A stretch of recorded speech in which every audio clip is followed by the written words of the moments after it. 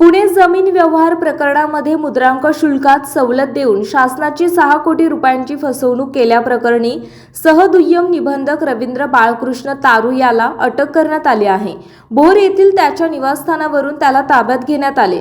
पार्थ पवार यांची भागीदारी असलेल्या अमेडिया एंटरप्राइजेस LLP कंपनीचे भागीदार दिग्विजय अमरसिंह पाटील यांनी पुण्यातील मौजे मुंढवा येथील जमिनीच्या खरेदी विक्री व्यवहारात शासनाला देय असलेले मुद्रांक शुल्क न भरता तब्बल 6 कोटी रुपयांची फसवणूक केली आहे।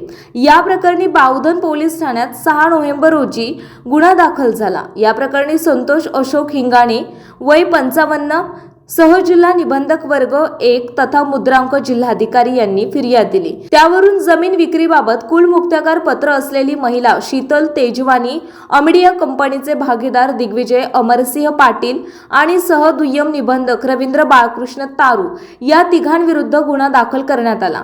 पोलिसांनी दिलेल्या माहितीनुसार 20 मे 2025 रोजी सहदुय्यम निबंधक कार्यालय हवेली क्रमांक 4 येथे हा व्यवहार झाला होता। शीतल तेजवानी आणि दिग्विजय पाटील यांनी परस्पर संगनमताने मौजे मुंढवा सर्वे नंबर 88 या जमिनीच्या 7/12 उतार्यावर भोगवटादाराचे नाव मुंबई सरकार असल्याची माहिती असतानाही आवश्यक शासन परवानगी न घेता व्यवहार केला। शासनाच्या नियमानुसार या जमिनीचा खरेदी विक्री दस्त करताना 5,89,31,800 रुपये इतके मुद्रांक शुल्क भरणे आवश्यक असतानाही संशयितांनी संगनमताने शासनाला देय असलेले सुमारे 6 कोटी रुपये मुद्रांक शुल्क न भरता फसवणूक केली। या प्रकरणी पिंपरी चिंचवड पोलिसांनी सहदुय्यम निबंधक रवींद्र तारू याला भोर येथून अटक केल्याची माहिती पोलीस उपायुक्त विशाल गायकवाड यांनी दिली आहे।